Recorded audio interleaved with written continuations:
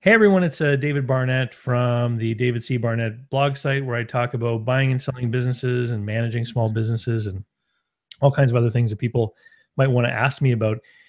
This past week, I got an email from Sarah Mullins, our friend who spoke to us about how HR issues can affect the value of a business during an acquisition. And the email was basically about employment contracts, and I thought it was an interesting topic. So I invited Sarah to come back. And Sarah, how are things going? You've been in your HR practice now for what, about a year? What's going on with you? Yeah, it's been just over a year now, and things are going really, really well. It's a big switch from the corporate world, where, as you know, I was kind of tied up in a lot of mergers and acquisitions for about 2 decades. So now I'm dealing with more so small businesses and dealing more so with their strategies and everything from from recruiting strategy to their policies and performance management to terminating employees and everything in between. So it's been fun. It's a lot more variety. That's cool. So you kind of act like an outsourced HR department for companies that may be too small to have their own full-time professional HR person.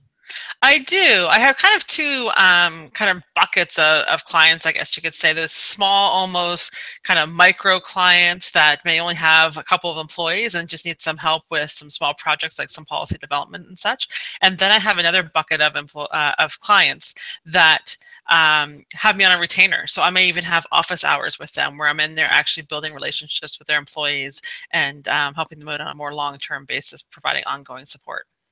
Cool, cool. Yeah. So your email was about employment contracts, and I've worked for some pretty large organizations before, and I've worked for some small mom and pop companies as well. And what I've found is that large organizations always, at the hiring process, tend to put something in front of me to that I have to agree to that just outlines the basics, like you said in your email about weeks of vacation and that kind of thing. Hmm. But very rarely have I seen it in small mom and pop businesses. And maybe you could tell us a little bit about what kind of company should be using an employment contract and what kind of document is it that they need to look at. Well, really, anybody who's hiring either employees or even contractors should have some sort of employment agreement in place. Now, the complexity of those agreements will depend on the size of the business and what type of employment you're looking at. But it could be a simple offer letter or it could be a multi-page type document. But you want to do this for really two reasons. One is to set very clear expectations so there's no misunderstandings down the road. So you hire this person and 6 months from now they say, "Oh, Joe, you promised me an increase at 6 months," and you can go back to the employment contract and say, "No, I promised you that we'd review your wage at 6 months, not necessarily an increase." So just to make sure that there's none of those types of misunderstandings. And secondly, um, you know, all employment relationships are going to come to an end at some point, unfortunately. And what you can do with an employment contract is ensure that you reduce your liability during the exit period. So there's very specific clauses that you can put in place that limit your liability from a dismissal perspective, as well as protect your business from the employee exiting the organization. Whoops. If someone's going to let someone go, let's say, what is the obligation typically for most small businesses with respect to severance? Well, it really depends. Again, if you have the appropriate contract in place, it can be very minimal. It can be just basically what labor standards requires, which could just be a couple of weeks. If you have nothing in that employment contract to begin with, you could be liable up to a month per year of employment, depending on the wrongful dismissal case and what type of judge you get. Wow. Okay. So the liability could be huge if it's not spelled. And what you're saying is that you can control that liability by kind of spelling things out in the beginning in an employment contract. Absolutely, yes. So most of the people who are watching my channel, they have an interest in either buying or selling a business. Can you talk a little bit about how employment contracts can be important if someone is selling a business, and then maybe how they are important for someone who might be buying a business? Sure, sure. And it's really going to depend on the type of purchase that you're talking about. So they're really important on both ends. But if you're looking at, say, an asset purchase, that can be really important because it's a good opportunity to spell out what the new terms of the agreement are going to be, because it may be different than in their previous world.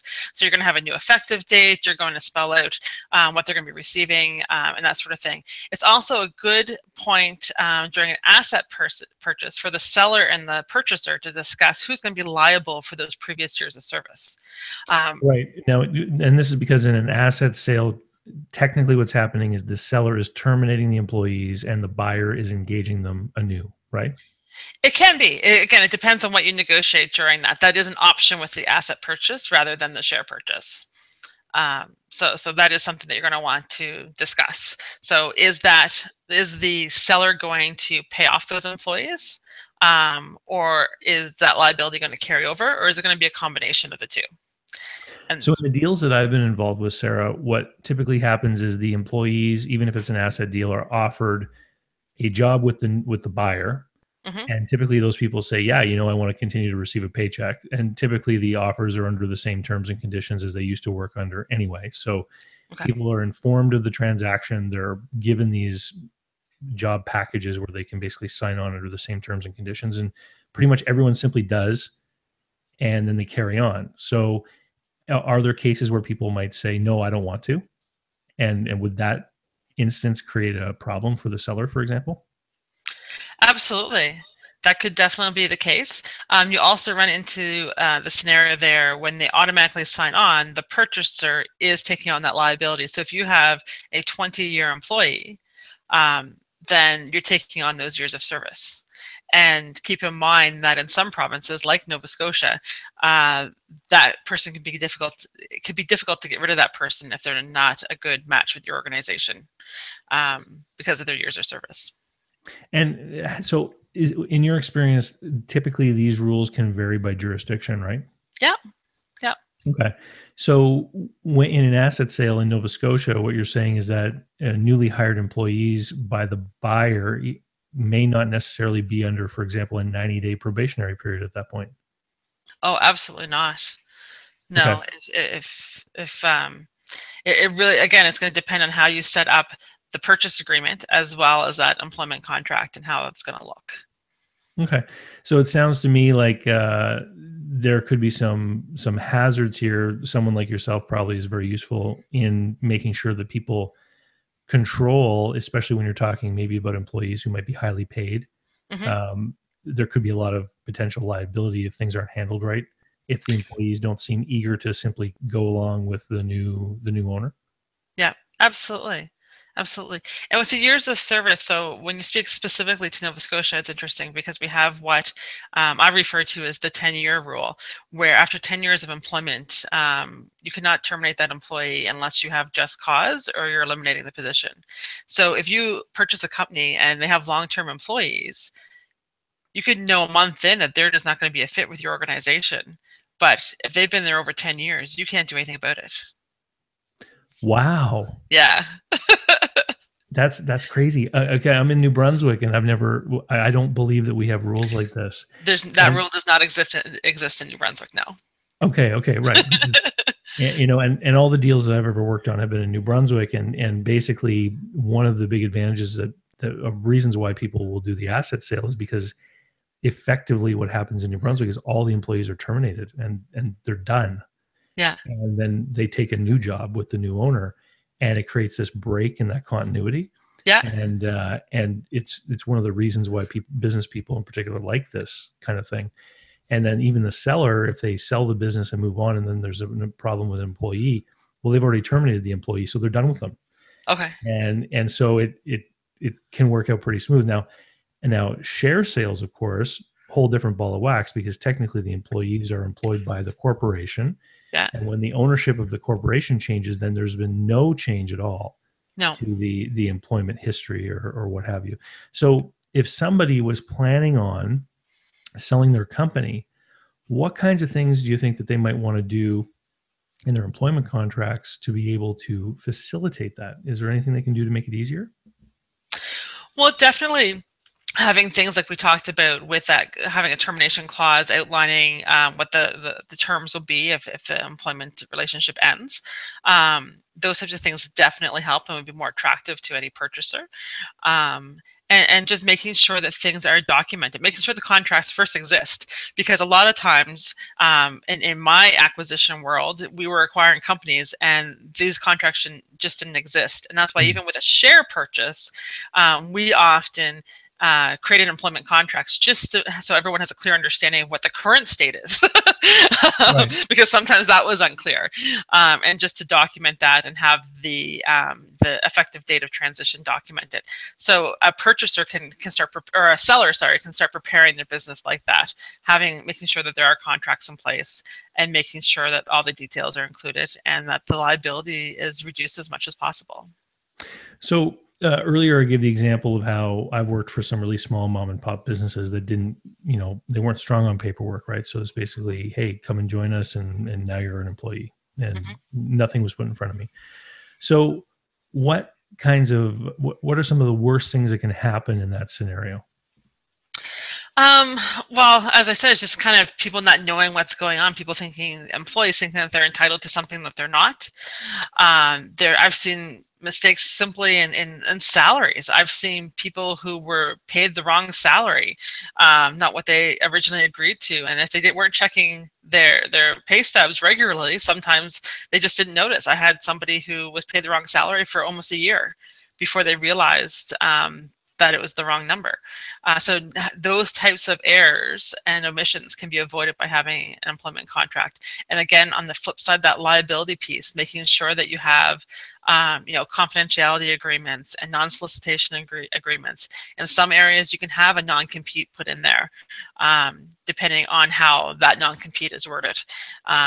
Those are kind of tricky because sometimes they're not enforceable if they're too restrictive, but that's a Mhm. whole other day. and, So, Sarah, I'm a big fan of written contracts in all areas of business, because what some people will say is they'll say, look, what's the liability associated to having a dispute or a problem? And if they think the liability is rather low, then they'll think, well, it's not worth our effort to get contracts and things in place. But what I always say is that if there's nothing in writing, it's very easy for people to get into this he said, she said kind of thing. If there's something in writing, two parties can usually work out a resolution, because as soon as you end up engaging with a lawyer, then both parties just simply have lost, because you're both going to end up spending tons of money to try to figure out, how to resolve whatever the problem is. Yeah, absolutely. I completely agree. Once you get the lawyers involved, and that's why a lot of big companies, especially once an employee starts a dispute, it's just easier to settle than it is to go to court. So that in itself can cost a fortune as well, but it's a lot less expensive than going to court with an employee. Plus, you got to think too of your reputation, right? Because once you end up in court proceedings, or even just going to the labor board with an employee, then you have that information that there is public. Okay. Yeah. So, Sarah, how simple or how difficult can it be to get something in place that is sort of the minimum of what you would recommend people have Mhm. when they're dealing with employment and employees? Well, I see a lot of small businesses that just go online and they just kind of Google for an employment template, or they go to these download sites where they can access templates. And they're okay. They give you the very basics, but the issue is you don't know a lot about the business, or they don't know a lot about the business, the folks that are providing those templates. So you don't get anything that's completely customized to your business or to your industry, and that doesn't mitigate the risks that you're looking at. So to have someone write something up for you that's customized, that addresses your jurisdiction, so your province or your state, and the Mhm. legislation requirements in that area, and is able to really mitigate your risk, because there are so many different options and how restrictive you want to be in this type of with these types of contracts. I see a lot of contracts out there that are either too light, meaning they're just like a little offer letter that have a couple of details that they probably have downloaded from one of these templates, and some that are just crazy restrictive and just won't hold up in court. which means that they're not worth the paper they're written on. So to have an expert come in, and it doesn't cost very much, especially if you go to a lawyer, it's probably going to be a little bit more expensive. If you go to an HR consultant who's done this for years, they're going to be a little bit more economical in delivering that contract to you. Yeah, I know in my experience with in buying and selling businesses, one of the things that would often come up is non-compete agreements between buyers and sellers. Mm-hmm. And to your point about something being too restrictive, what several different lawyers had told me over the course of my years in doing deals is that buyers will sometimes put these overly restrictive non-compete agreements on the sellers. And if it can't be proven later that the non-compete agreement actually matched the scope of the business. So, people would say, I don't want you to own a similar business in the province for the next 5 years. Well, if it was a business that actually did business around the province, that would be reasonable. But if it did business in one city, then it could be fought in court saying that the original business didn't have a goodwill or a marketplace throughout the entire province. So this non-compete agreement, didn't properly consider what was being transferred, and so it's invalid. Yeah. And so as a broker, what I would always have to do is try to say to these buyers is, look, let's examine what the footprint is of this business, where do they do business, and we have to make sure that the non-compete actually relates to the enterprise being acquired. And I guess the same kinds of tests sort of apply in the world of employment non-competes and things like that.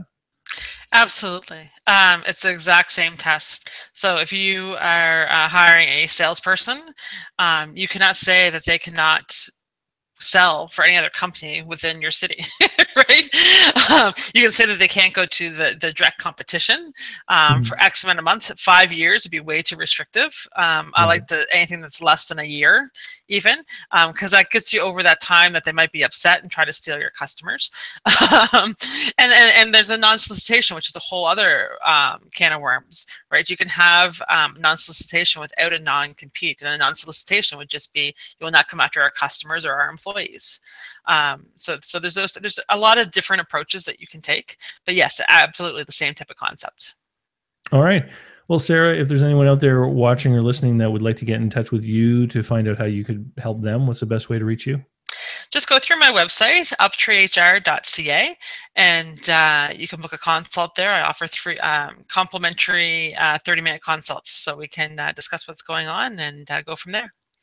Awesome, Sarah. Thanks for joining me today. And of course, anyone out there who's interested in buying, selling, managing a small business should be going over to davidcbarnett.com, where I've literally got like over 300 blog posts now. There's over 200 videos, and my audios, Sarah, have now been approved as an iTunes podcast. So anyone who likes to listen to audio while driving or whatever can find the David C. Barnett Small Business and Deal Making podcast now on iTunes, which I'm pretty excited about right now. Congratulations. That's awesome. Yeah. Anyway, we'll talk to you later, Sarah. Thank you. Thanks. Have a good day. All right. Bye. Bye-bye.